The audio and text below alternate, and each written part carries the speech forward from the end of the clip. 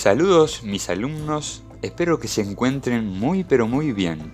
Hoy vamos a hablar de la ley de atracción universal. Desde la época de la antigua Grecia, el hombre había intentado explicar dos problemas: la tendencia de los cuerpos a regresar a la Tierra si se los deja caer, y el movimiento de los planetas. Para los antiguos sabios eran dos fenómenos independientes, sin relación mutua. Newton mostraría lo contrario. Uno de los primeros modelos serios para explicar el movimiento de los planetas fue desarrollado por el astrónomo griego Ptolomeo en el siglo II. Su modelo es geocéntrico, es decir, coloca a la Tierra en el centro del universo y apela a una geometría muy compleja para poder explicar el movimiento de los planetas sin renunciar a la santidad del círculo. Aunque la idea de que la Tierra gira alrededor del Sol fue ya propuesta por Aristarco de Samos en el siglo III a.C., fue Copérnico quien en el siglo XVI propuso un modelo heliocéntrico serio. A pesar de que el modelo de Copérnico conservaba la santidad del círculo y es más simple que el de Ptolomeo, no fue aceptado inmediatamente. Con el tiempo, los datos recopilados inclinaron la balanza hacia un modelo heliocéntrico. En el siglo XVII, el astrónomo alemán Kepler interpretó los datos recopilados por el astrónomo Tycho Brahe a través de tres leyes. Ley de las órbitas. Todos los planetas se mueven en órbitas elípticas, teniendo el Sol como uno de los focos. Ley de las áreas. Una línea que una a cualquier planeta con el Sol barre áreas iguales en tiempos iguales. Ley de los períodos. El cuadrado del período de cualquier planeta alrededor del Sol es proporcional al cubo de la distancia media del planeta al Sol, que en lenguaje matemático sería t cuadrado es igual a k por r al cubo, donde t es el período, k una constante de proporcionalidad y r la distancia media del planeta al Sol. Se entiende por período al tiempo que tarda el planeta en dar una vuelta alrededor del Sol.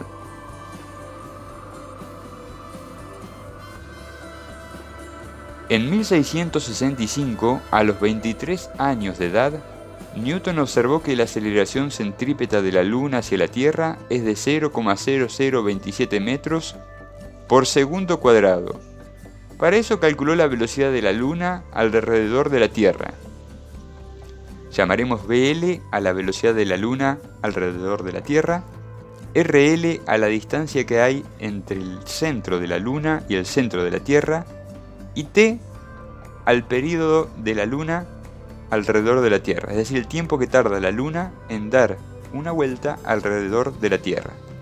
De esa manera BL es igual a 2 por pi por 3,82 por 10 a la 8 metros, lo cual es igual a RL, sobre 27,3 por 24 por 60 por 60 segundos, ya que vamos a trabajar con el sistema internacional y 27,3 días es lo que tarda la Luna en dar una vuelta alrededor de la Tierra. Realizando las operaciones pertinentes, obtenemos que BL es igual a 1018 metros por segundo. Luego, la aceleración centrípeta de la Luna es AL igual a BL cuadrado sobre RL. Reemplazando los valores de BL y RL, obtenemos que esa aceleración vale 0,0027 metros por segundo cuadrado. Además, la aceleración de caída libre de los cuerpos a la Tierra es g igual a 9,8 metros por segundo cuadrado, con lo cual AL sobre g es aproximadamente 1 sobre 3600. Usando la tercera ley de Kepler, Newton observó que la aceleración de la Luna es inversamente proporcional al cuadrado de su distancia al centro de la Tierra, pues, por un lado, el período t es igual a 2 pi por RL sobre BL, es decir, t cuadrado es igual a 4pi cuadrado por RL al cuadrado sobre BL al cuadrado. Por otro lado, según la tercera ley de Kepler, t cuadrado es igual a k por rl al cubo, donde k es una constante de proporcionalidad. Entonces, 4pi cuadrado por rl al cuadrado dividido bl cuadrado es igual a k por rl al cubo, de donde podemos despejar que bl al cuadrado es igual a 4pi cuadrado por rl cuadrado dividido k por rl elevado al cubo, lo cual es igual a 4pi cuadrado sobre k por 1 sobre rl. Entonces, la aceleración centrípeta es igual a bl al cuadrado sobre rl igual a 4pi cuadrado sobre k por 1 sobre rl, todo eso dividido rl, lo cual nos da que es igual a 4pi cuadrado sobre k por 1 sobre rl cuadrado. Y como 4pi cuadrado sobre k es una constante, hemos encontrado que la aceleración centrípeta de la Luna hacia la Tierra, AL, es inversamente proporcional al cuadrado de su distancia al centro de la Tierra.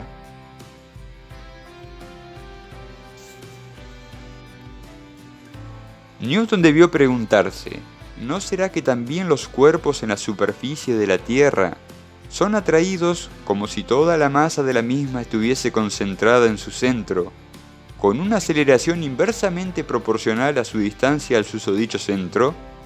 Es decir, que g sea igual a 4pi al cuadrado sobre k por 1 sobre rt al cuadrado, donde rt es el radio de la Tierra, pues equivale a la distancia que hay entre el centro de la Tierra y los objetos que se encuentran sobre su superficie.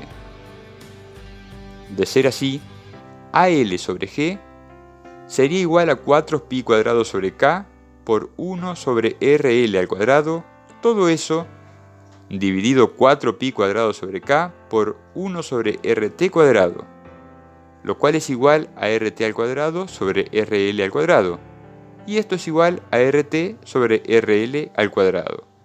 Como RT es igual a 6.400 kilómetros y RL es igual a 380.000 kilómetros, se tiene que RT sobre RL elevado al cuadrado es aproximadamente igual a 1 sobre 3.600. De esta manera Newton encontró una respuesta muy similar a ambos problemas y formuló su ley de gravitación universal de la siguiente manera. Todas las partículas del universo se atraen entre sí con una fuerza directamente proporcional al producto de sus masas e inversamente proporcional al cuadrado de la distancia entre ellas. En este punto debemos tener en cuenta que al hablar de distancia entre dos cuerpos, como por ejemplo dos planetas, nos referimos a la distancia entre sus centros. Existe en la física un concepto muy útil que se conoce como centro de masa, pero que ya presentaremos con más detalle en otro vídeo. Aunque es una ley vectorial, su forma escalar para expresar la fuerza con que se atraen dos cuerpos, uno de masa m1 y otro de masa m2, separados por una distancia r, es F igual a g por m1 por m2 sobre r al cuadrado, donde g es igual a 6,67259 por 10 a la menos 11 newton por metro cuadrado sobre kilogramos cuadrado, y se conoce como constante de gravitación universal. Ha sido calculada con un error del 0,013%. En resumen, aunque muy importante para su época, las leyes de Kepler solo son leyes empíricas, mientras que Newton propuso toda una teoría científica de la cual se deducen como consecuencia las leyes de Kepler. Deducir las leyes de Kepler a partir de la ley de atracción universal no es tarea simple, pues requiere del uso de lo que se conoce como ecuaciones diferenciales, salvo que se hagan ciertas simplificaciones. Por ejemplo, vamos a deducir la segunda ley de Kepler suponiendo que un cuerpo de masa m1 orbita alrededor de un cuerpo de masa m2 siguiendo una trayectoria circular de radio r, Entonces, la fuerza con que el cuerpo de masa m1 es atraído hacia el de masa m2 es igual a g por m1 por m2 sobre r al cuadrado, lo cual por la segunda ley de Newton coinciden con el producto entre m1 y a, donde a es la aceleración centrípeta de m1 hacia m2. Pero al ser circular la trayectoria, a es igual a omega al cuadrado por r, donde omega es la velocidad angular del cuerpo de masa m1, y está dada por 2 por pi sobre t, siendo t el período. Luego tenemos que g por m1 por m2 sobre r al cuadrado es igual a m1 multiplicado por 2pi sobre t al cuadrado por r. Simplificando m1 en la anterior ecuación, tenemos que t cuadrado es igual a 4pi cuadrado sobre g por m2 por r al cubo. Y como 4pi cuadrado sobre g por m2 es una constante, hemos probado que el período al cuadrado es proporcional al radio de la órbita. Y eso es la tercera ley de Kepler. Para afianzar lo aprendido, vamos a ver un ejemplo problema. Cálculo de la gravedad en la superficie de Júpiter. El más alejado de los satélites de Júpiter se encuentra a 27 radios jupiterianos del centro. Dicho satélite describe su órbita en 16,69 días. ¿Cuánto vale la aceleración de la gravedad en la superficie de Júpiter, sabiendo que su radio es de 71.000 kilómetros? Los datos del problema son el radio de Júpiter, que vamos a denotar RJ, y sabemos que es igual a 71.000 kilómetros, lo cual equivale a 71 millones de metros, ya que trabajaremos con el sistema internacional. Distancia media del satélite a Júpiter. La vamos a denotar por R y sabemos, según los datos del problema, que es igual a 27 por RJ. Período del satélite. El período del satélite, que denotaremos T, es de 16,69 días, lo cual equivale a 1.442.016 segundos. Como consecuencia de la ley de atracción tenemos que la fuerza con que Júpiter atrae a un cuerpo cualquiera de masa m que se encuentre sobre su superficie es g por m por mj sobre rj al cuadrado, donde mj es la masa de Júpiter, lo cual por la segunda ley de Newton es igual a la masa de ese cuerpo por la aceleración de la gravedad en la superficie de Júpiter, es decir, m por gj, donde gj denota la gravedad en la superficie de Júpiter. Simplificando m a ambos lados de la igualdad, tenemos que la gravedad en la superficie de Júpiter es gj igual a g por mj sobre rj al cuadrado. A esta ecuación la llamaremos ecuación 1. Llegados a este punto, uno se sentiría tentado a buscar en una tabla el valor de g y mj, reemplazarlos en la ecuación anterior y encontrar el valor de gj. Sin embargo, ni g ni mj son datos del problema, motivo por el cual evitaremos usarlos. Lo interesante de este tipo de problemas es que si en vez de Júpiter se tratase de un planeta o cuerpo celeste cuya masa desconocemos, nos entrena para encontrar la gravedad en su superficie utilizando los pocos datos que disponemos.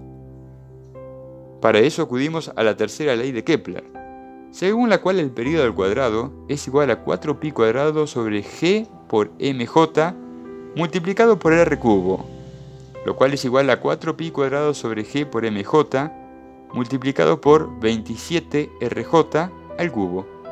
Y eso es igual a 4pi al cuadrado sobre g por mj multiplicado por 27 al cubo multiplicado por rj al cubo, de donde tenemos que g por mj es igual a 4pi cuadrado sobre t cuadrado por 27 al cubo por rj al cubo, ecuación que vamos a llamar 2.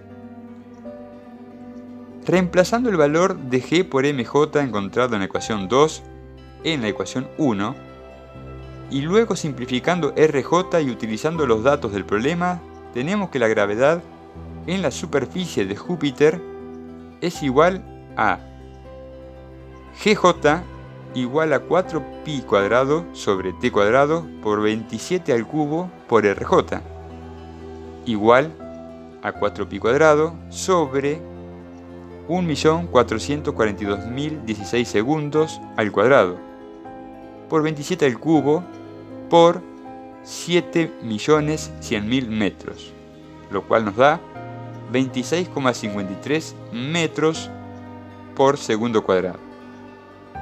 Como conclusión, la gravedad en la superficie de Júpiter es de 26,53 metros por segundo cuadrado.